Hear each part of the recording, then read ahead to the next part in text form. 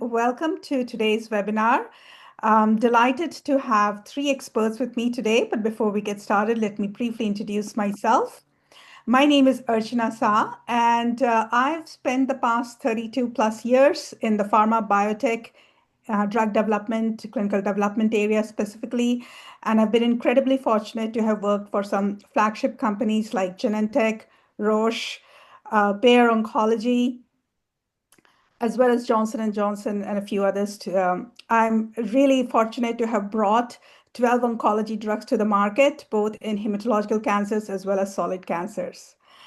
I'm really excited for today's webinar. I'm joined today by three experts with different perspectives to talk through the barriers that they face in their day-to-day patient care.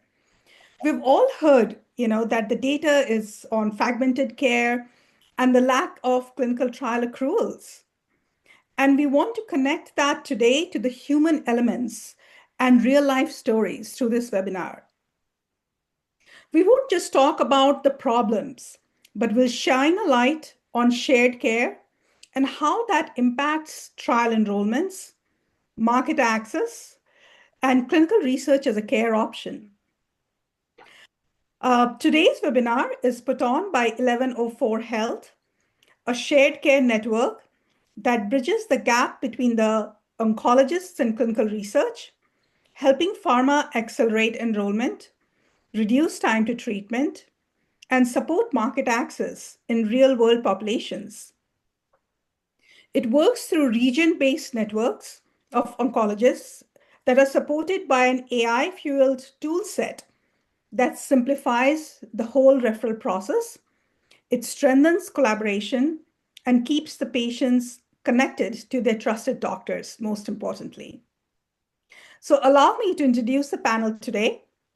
First, I'd like to introduce Dr. Evan Lipson. He's an internationally recognized skin cancer specialist at Johns Hopkins, leading clinical trials for patients with advanced skin cancers. Dr. Lipson has been a leader in the development of relatlimab, which is the establishment of the LAG-3 immune checkpoint pathway as a clinically actionable target. And he has published the first cases of immune checkpoint therapy in organ transplant recipients. He has deep expertise on the academic institution and the PI perspective, and he's also an advisor for 1104 Health. Great to be here. Thanks for having me. Welcome. Next, we are also delighted to have Dr. Kashif Firozvi. He's a community oncologist at Maryland Oncology Hematology and the Chief Medical Officer at 1104 Health. He has led cancer care innovation across multiple health systems, serving as a medical director at Adventist Healthcare and the director of innovation at the US Oncology Network. Drawing on frontline experience and leadership in oncology program development, Dr. Firozvi brings deep expertise in clinical trial integration, healthcare management, and physician engagement. Welcome. Thank you. And I'm very excited to introduce also our patient speaker, Cheryl Stratos, who is our Chief Patient Advocate at 1104 Health. She is a melanoma patient survivor after enrolling in a phase 1 trial for what was later approved, the product Zelboraf, which, by the way, was a product of my alma mater company, Genentech. She has been involved with the Melanoma Research Foundation and is the author of the book Terminal Hope and an American Cancer Society professional patient navigator. Welcome, everybody. I'm going to start sharing some slides as well in the meanwhile. So let me know when you can see the slides.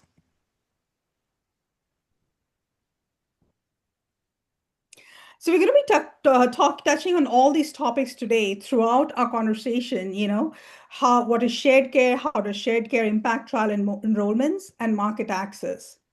So let's start with, why is this so difficult? Cheryl, let's open up with your story. Give us the background and why is this so difficult? Thank you. Really, science saved my life, but the system nearly failed me. And And as a newly diagnosed stage 4 melanoma patient in 2009, I was told there were virtually little treatment options. And as a late stage patient, it also didn't give me a lot of options for clinical trials either.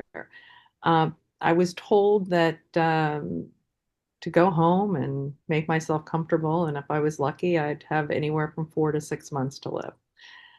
With limited treatment options and poor outcomes in the standard of care, and really no guidance into how clinical trials worked, I was given a little bit of a nugget, and it was a trial for a drug called PLX 4032. They were seeing amazing outcomes in the lab, and it was the original BRAF inhibitor. I went to 5 medical institutions, mostly academic.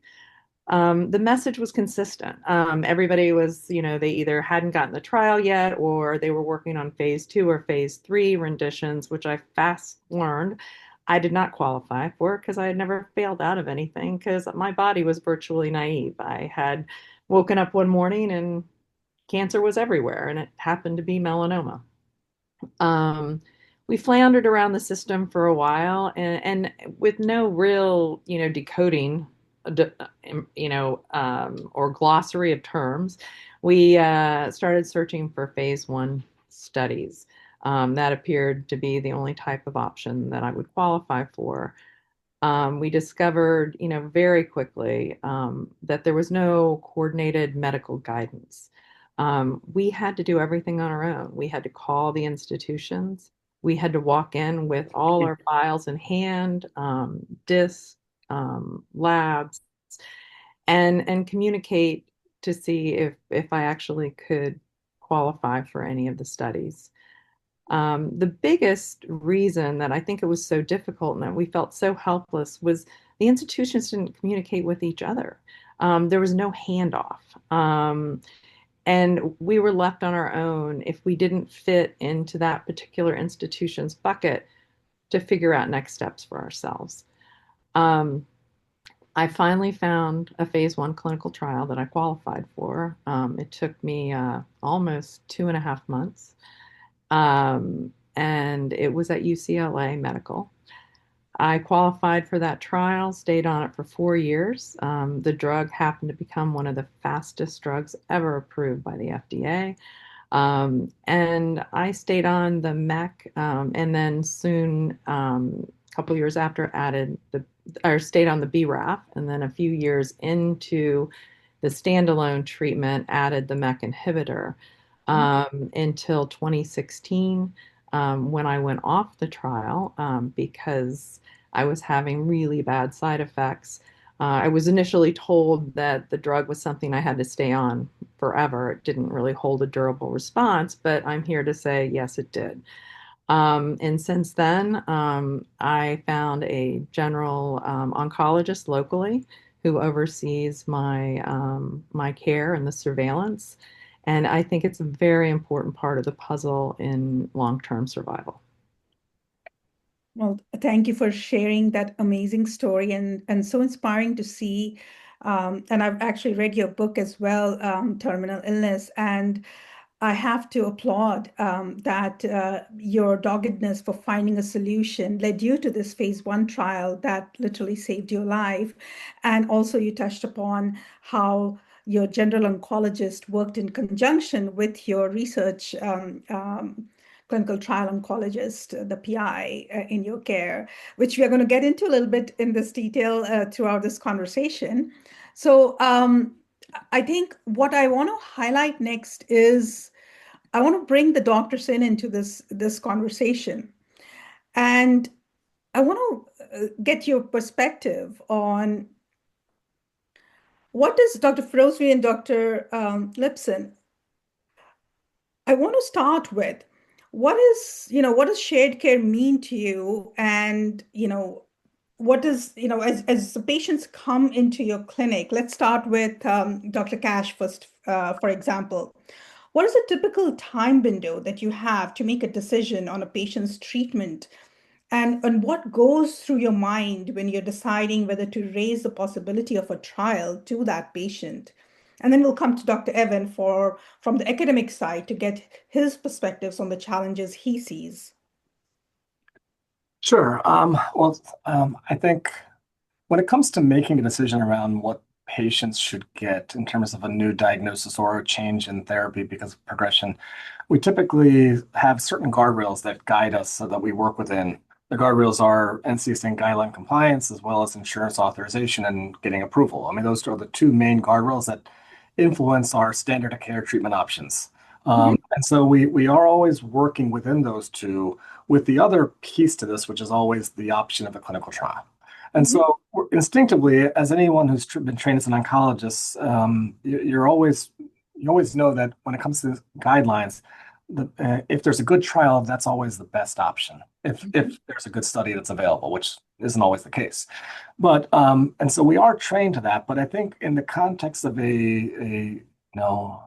either a situation where a patient might be progressing rather rapidly or might have delays, and sometimes studies may not be feasible, or in terms of just as a busy oncologist, not really having the studies at the forefront of your mind when it comes to thinking about getting a patient into a treatment arm, a treatment clinical trial.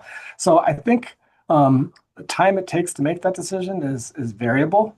It just mhm, depends on where the patient is in their cycle. If it's like a brand new diagnosis and who's anxious to get started on treatment because they've got rapidly progressive disease, it mhm, gets harder in that situation. If it's somebody who you see them progressions coming, you got subtle signs, then you have more time to work through it mhm, and assess whether or not, either A, you have the study available in your own institution, or B, you have the time to be able to make that referral and build the coordination to get the patient seen. Because the problem is when a patient presents acutely or unexpectedly, mhm. then it's really hard to hand the baton off to somewhere else to get the patient on study. And that's where we see a lot of problems in the current system. Got it. Got it. It's very interesting to hear, there's so many factors that goes through your mind, right, when you're deciding whether to raise the possibility of the trial. So now let's get Dr. Evans' perspective from the academic center side. I mean, what are some of the challenges you see in connecting with general oncologists who may have trial eligible patients that could come on to the trials that you're working on? It's a great question. Thanks for including me in this. I would echo a lot of what Dr. Ferozvi just said. I think the take-home point really is that it's a patient-by-patient discussion at each step of the way. And there are some points where it is appropriate for a patient to be treated as soon as possible at a general oncologist's office because the disease demands that therapy start right now.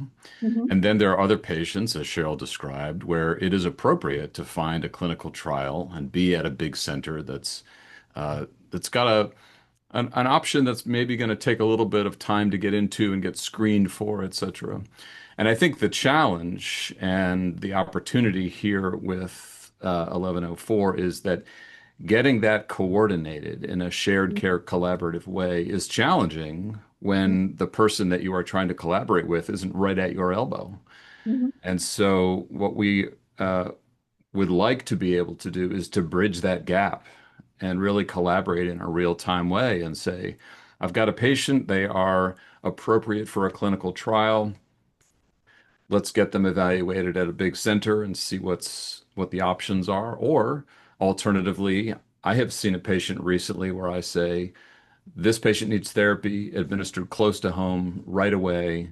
I need my contact in the general oncologist's office that is 5 minutes from their house. Let's get that started. And I'll follow up on that and say that Cheryl's story, I think, speaks to both the opportunity and the mhm, challenges that exist when it comes to care coordination between institutions. I mean, on one hand, she needed clearly that higher level of care that led her to California and mhm. UCLA. But now she's living beyond that, and that's done more easily and accessibly in the community setting. And so I think we've got to find a way to build that bridge and that coordination because unfortunately, to Cheryl's point, otherwise we leave the patients sort of holding the luggage of trying to figure out how to make this all happen. Yeah, and I love what Dr. Lipson also mentioned, this shared care can also be both ways. Like sometimes he has patients where, a standard of care may be the first best option when he has referred the patient back out into the community setting as well, which can be done very easily through this 1104 Health shared care platform. So I think that's also a nuance that this platform also allows. I've actually gone on to the 1104 Health platform and tried it out myself as well. And what I also loved about this platform was the fact that all the patient information, all the correspondence between the community or the general oncologist, as well as the research oncologist, everything is happening in one place, and all the documents about the patient case records are all exchanged. So there's no back and forth of emails flowing around or attachments of patient files being sent. So it is really the platform provides that easy care of shared care in a true manner and a very easy to use and communication platform. And as Cheryl mentioned, communication was key for her in her care between the two oncologists that she was being cared for. So that's an added bonus of the platform as well. Archana, can I make one comment? Yeah. I think from the perspective of the communication between physicians, you're right. The platform is really helpful and makes it easy. Sometimes I'm guilty of sending a text, which I know I shouldn't because it's not HIPAA compliant. And so I now have a really easy way to communicate with my academic colleagues.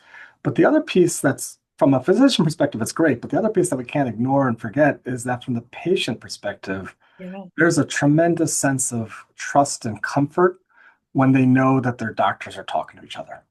When they come into the room and I say, hey, how are you doing? I spoke to Dr. Lipson.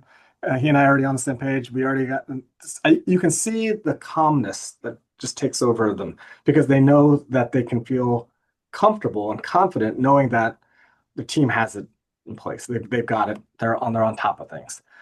As opposed to the situation, what happens today, oftentimes I walk in the room and they're like, "Did you talk?" No, I have no idea. I haven't gotten any notes. I don't know what's going on. And then suddenly that trust is gone, and it undermines my relationship with the patient and their confidence in taking whatever I have to say seriously. So just this communication piece is great for physicians, but it's even more important from the patient perspective. Exactly. I would And second that. In fact, it happens on my end too, where somebody comes in to see me and we give an opinion about what should happen next. And the patient will say, "Oh, is Dr. Ferozvi aware?" And I'll say, "Yeah, we've communicated. Everybody's on the same page. Let's move forward." yeah. I love that. Everybody's on the same page. And that is really key from a patient perspective for the trust, where, things are not being lost in the communication maze, but that trust deepens further that, yes, both my doctors are on the same page. So And, thank and you for highlighting And that. one last piece I'll just add to this. I'll just give you a story. My dad was a primary care doctor in Baltimore, in the sort of the Essex, and he had a patient who he took care for 40 years who ended up at Hopkins and was seen by one of the world experts. And that world expert wanted the patient to do something, and he said, "I'm not doing it, not until I talk to my dad, Dr. Froese." Mhm. And once he spoke to my dad said, "Yeah, absolutely do it." He was fine. And so when we're talking about clinical trials, if there's this care coordination that exists and this trusting relationship that exists between academic and community doctors, when the patient sees Dr. Lipson and they know that I'm supporting it, I'm on board with the plan, Mhm. their likelihood to sort of sign up and agree with the plan goes up. Yeah, Yep. and I see that firsthand in dealing in the navigational side of it. Um, they do not want to take a step until they get the sign off from their community oncologist. Yeah. So Cheryl, I mean, just to pick up on that, looking back, what would have made the process for you easier or clearer for you and your family when you were considering the clinical trial, and just, in terms of some of the very practical tips you can share today with the audience? Well, I think one is access and communication. Mhm. Really, clinicaltrials.gov is not a great resource. I mean, it gives you it's a really good starting point. Mhm. But when you're, basically cancer illiterate and you don't understand that there's all these variables that make up whether you qualify for a trial or not. Mhm. So I think that's where 1104 Health comes in. It helps the patient understand the treatment options and it opens up the collaboration and communications between their oncologist and the academic centers, and it makes everybody feel so much more comfortable how they're going to proceed. Whereas I was kind of, in the dark, Mhm. trying to find, working with a very dim flashlight. Yes. And Yes. sorry, Archie, one last thing. Sorry, I keep interrupting your questions, but just Sharon brought up a good point, which is that, the nice thing about the platform that I have found is that clinicaltrials.gov is helpful, but it's not helpful, right? So it has a lot of information, but it oftentimes leads to more questions than answers. When I'm in a busy clinic and I'm going to see the schedule and I see Mrs. Jones is on the schedule and I'm like, oh crap, her scans show progression. What am I going to do? Mhm. And I've only got a short period of time to figure out what I'm going to do. Mhm. And I want to think about clinical trial options. The benefit of what I have found with the 1104 Health platform is that, for those who haven't seen it, but it's literally condenses everything into the salient key points that I need to understand the schedule, the protocol, the purpose, the why, the side effects. And then it even has the ability for me to get a small 1 minute sort of summary, which is helpful for my ADD brain to sort of walk away and have enough points to be able to speak intelligently about the study and then to make the connections, which is very hard to do in the midst of a very busy clinic. If I Mhm. didn't have that, it would basically make it that much harder for me to even recommend the study. Exactly, exactly. And I'm sure the screening area also helps you, right? Because it has concisely, very nicely listed for you the inclusion exclusion criteria as well for you to take a look at. I would echo that on two counts. One is that the nitty-gritty of a trial is often not reflected in clinicaltrials.gov, as Dr. Ferozbi said. So it is very helpful for my colleagues, the general oncologists, to be able to curbside me over the app and say, hey, I've got this patient with XYZ. Here are a few details, potential trial candidate, question mark, and I can send a message back in real time and say, yeah, this sounds good. Let's get an appointment arranged.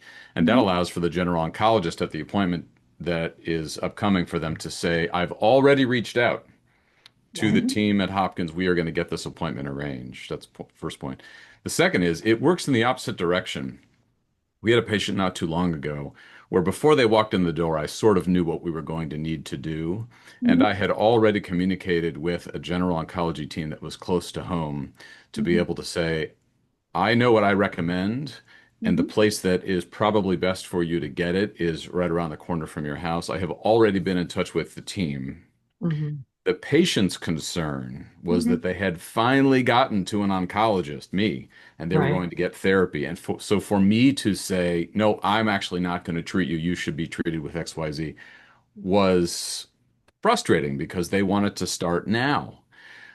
The community oncologist, the general oncologist, was able to get them in that very same week and not delay the start of their care. So having been able to sort of jump on that very early using Mhm. the app was super helpful for me and for the patient.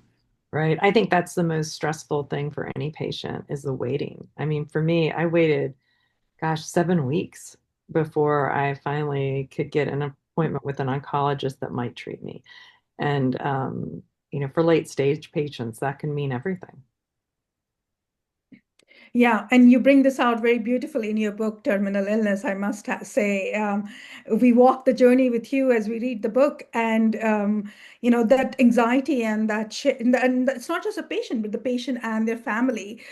So what Dr. Evan brought out that being able to actually see the community oncologist and very close to your home there in that case, well, it really helps in continuing that trust that the patient shares with the oncologist, but also brings down the anxiety and the time frame. And from a pharma perspective, it's acceleration of enrollment as well, because the patient is able to find a place to enroll much closer in the community setting as well. So it's a two-way street, the way I look at it as well, where the community or the general oncologist is working very collaboratively with the research oncologist, and throughout that continuum, the patient is being taken well cared of. Everybody's on the same page. The anxiety of the patient is reduced. The timelines are reduced through this as well, and impacted in the enrollment process. I'm just curious, you know, is there, what what is a successful is you Dr. Evan, you brought out curbside consult, which is an added feature of 1104 Health platform. Um, could you elaborate on that a little bit more with, maybe how that has really impacted the way you take care of the patients? And Dr. Cash, from your perspective, if you have utilized the curbside consult as well, so I would love to hear a little bit more about that added bonus and really unique feature of 1104 Health platform. Maybe, Evan, maybe I'll start off because I'm the one who probably issues the Sure, curbside consult to sure. someone like Dr. Lipson. And then I'll hand it over to Dr. Lipson. But Yeah. yeah, so sometimes there's a situation which is not really necessarily a clinical trial issue. It's Mhm. just a simple question about maybe it's a dose adjustment, or maybe it's a unique thing about the patient because they've got some really bizarre other medical condition that sort of results in them being on a handful of other drugs, and there's a worry about potential drug-drug interactions or impact of another immunosuppressant that they're taking for their rheumatologic issue. But there might be something very unique that you're not going to find in AI. You're not going to find but you're going to find in somebody who has a lot of experience. Yes. And it's not something that really warrants taking 3 weeks to get a consult in an office, in a hospital, or even a clinical trial. And so you just need to be able to get somebody you trust to have them answer a question right there and then. And so that curbside feature is really beneficial because what it does is it allows me to get insight, gives the confidence again to the patient that they know that I'm talking to a world expert like Dr. Lipson. And if there's a need for that to actually turn into a consultation because it's just getting too complicated, then we're able to sort of flip that into a referral, and it happens a lot smoother. So that's why I like to initiate and trigger those curbsides to my academic colleagues, and I'm grateful that they receive them and don't get annoyed by them. But No, we welcome that. We welcome that because we like to collaborate with the general oncologist and think 2 to 3 steps ahead of Mhm. where we are right now. So oftentimes a curbside will come in that will say something like, "Hey, I've got patient XYZ. My plan is to start whatever treatment I'm going to start. What does that mean? Thinking down the line, next treatment after that." And it's helpful for us because we can say, okay, we have a clinical trial and the patient needs to have received X or cannot have received X. And so we want to keep as many doors open for these patients as we possibly can. So Mhm. we want to prevent the administration of a therapy that's going to close a clinical trial door, or we want to encourage the administration of a therapy that will open a door down the line. We have a Exactly. couple of questions from the audience, Archana. Oh, go ahead. Yes. Does the app work well for rare melanomas like uveal melanoma and blue nevus melanoma? That is an excellent question. The question really gets to, does the app work well for patients who have rare tumor types? Exactly. Yeah. Yeah, on our end, the answer is absolutely yes, because Mhm. a lot of our clinical trials are very niche. So, for example, right now we have a trial for patients with advanced basal cell carcinoma. That is a pretty rare tumor type. So it's helpful for people out, in a 100 or 200-mile radius of us to know that that trial exists. But I would like to hear what Dr. Frosby has to say. yeah, no, I mean, I think oftentimes when a patient comes with a rare cancer, where the first thing we do is run to UpToDate or what have you and try to find some information because it's not something we're really familiar with.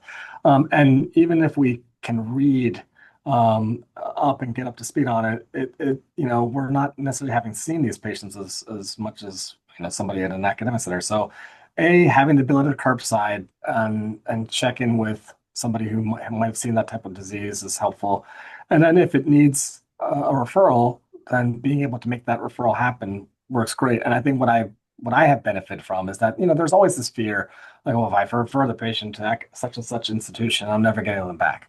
Mhm. And I'll be honest with you, that has been the case historically in many situations. That has been a fear that, understandably so, that doctors have had. That has unfortunately impacted the trusting relationship that needs to exist in between our respective institutions. Mhm. Um, but what I have found is that when there's a trusting relationship with another doctor, it just doesn't happen because that doctor feels very comfortable with the patient going back. And likewise, I would feel very comfortable sending the patient because I know that if the patient needs something that's just easier for them to deliver here, they're going to come back. And so I think for rare cancers, this platform is perfect for that because you need sometimes to have that expertise at your hand, at your disposal to be able to take care of patients effectively. Exactly. Though it's uh, and especially in rare cancers, that trusting relationship becomes even more heightened, right? Because of the rarity of the disease, and the anxiety level of from the patient as well as their family is even higher. And through this setup, that is continue the continuity of that trusting relationship is even more in these rare cancer cases. So thank you for that question and for sharing your perspectives. So I want to keep an eye on the time as well as we move along here. And, I'm just curious. We've talked a lot about the, from a patient's perspective, her experience, as well as from the general oncologist, community oncologist, as well as an academic PI perspectives. Um, I think I want to move to a section where now I'm coming back to you, Cheryl. What is your message to pharma today? I mean, I would love to give you this platform to share your. I mean, you've touched on it throughout the conversation today, but if there was, if you could please summarize some of your messages to pharma, because there are folks from pharma and biotech on in the audience today, who could benefit to hear your perspective from a patient. Thank you. Yeah, first off, I hope that no one has to fight through a fragmented system like I did, where they're denied access to innovation. I think we all need to work together. There needs to be connectivity and communication between pharma, physicians, and patients. I think it's essential. Clinical trials must be presented early. I mean, I think maybe one of the only reasons I'm still here is my body was naive. I had never been treated before. I was teed up to do really well, whereas other patients that were on my study had failed out of other treatments and were weak and sick, and maybe their immune system wasn't as healthy as mine. But I think consistently is developing pathways to make it easier for patients to find and qualify for clinical trials and be able to keep their community oncologists, because that's kind of their warm blanket. That's what gives them security, Yep. and also give them the confidence to look outside the box, to work with an academic center when they know that if they don't understand something, they can go back home and talk to their community oncologist and get a clear picture of next steps. Awesome. Well, thank you for those wonderful messages to pharma as we speak. And also, I want to touch upon the market access group as well. I think one of the other key aspects is engaging with a shared care network, which can drive the earlier intervention for better alignment and reduce time to treatment in target population. I think so. It's in addition to the clinical development team, there is also a huge opportunity for the market access team here to leverage this platform.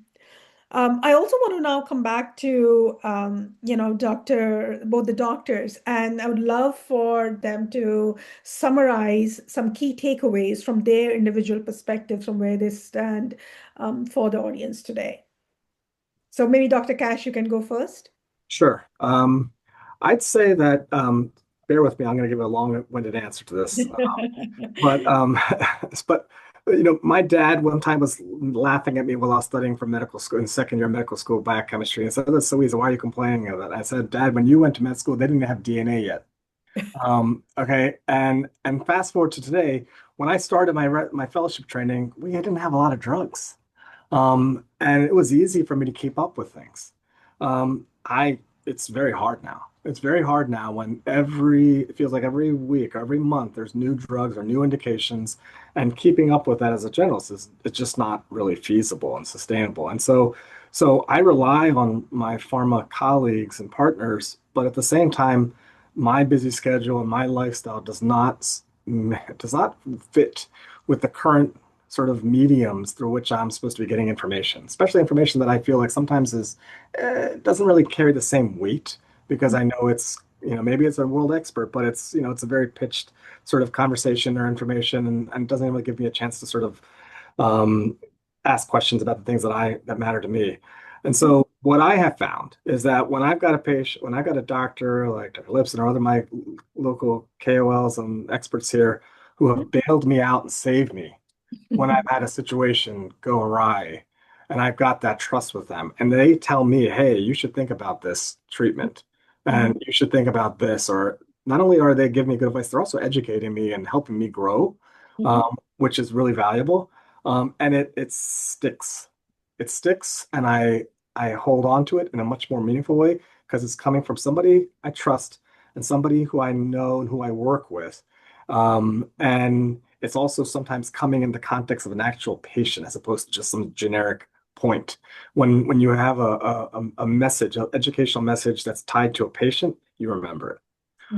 And so I have found this sort of forum through which we educate one another has been very valuable for me. Mm, awesome. Well said, Dr. Ferozbi. I want to jump on that education point that you just mentioned. You might know that Hopkins sort of has a three-pronged mission: education, patient care, and research.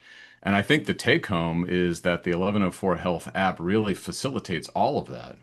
Education, as Dr. Ferozvi just said. Patient care, which means the patient gets the right therapy at the right time in the right location. Sometimes that means it's close to their home with the general oncologist. Sometimes that means it's with us on a clinical trial. And then, of course, it facilitates research because it democratizes the ability for us to get the right patient in the right research study rapidly so that there isn't a delay. We can start therapy as soon as possible. We can provide access again and again and again. And when there's an option to participate in a trial, we need to know about it up front so that we can plan and leave as many doors open as we can. Mhm, mhm. That's great, great. And I also want to share a couple of things, having used this platform myself and having lived through the struggles of patient enrollment through 500 plus trials throughout my career, I can say, I wish I had a platform like this to deploy over a lot of trials that were very challenging to enroll and recruit, where it was so difficult to reach the patients where they actually reside. 80% of these cancer patients reside in the community setting. So to have a platform that actually gives you that connectivity, that shared care network within the shared care network, literally to where the patients reside, would have accelerated a lot of my trials enrollment, I can say. So I'm really happy and to share, also some of the pains that I went through when I was enrolling these trials, that a platform like this, is really would have made a difference then. So I'm really glad that it is available now, which actually maintains the sanctity of the relationship and the communication. These are the two things that we touched upon throughout our conversation today. The relationship between the research oncologist, the patient, and the treating or the general oncologist in the community setting where the patients reside, as well as which helps with that trust building that patients have, and also the shared care where when the patient is referred, the general oncologist is not losing that patient. The patient comes back into their care after they are doing that clinical trial. Also, as they are doing their clinical trial, today a lot of the trials have these decentralized techniques that are deployed where the patient is brought in to the academic center for a few of the visits, and then some of the routine visits like taking the physicals and routine blood tests, they are often done locally by the general oncologist. So that shared care is maintained, that continuity of the patient care and the continuity of the communication and knowledge of what is happening with my patient that the community oncologist or the general oncologist may be asking is completely accomplished. So really wanted to highlight that aspect of this platform as well.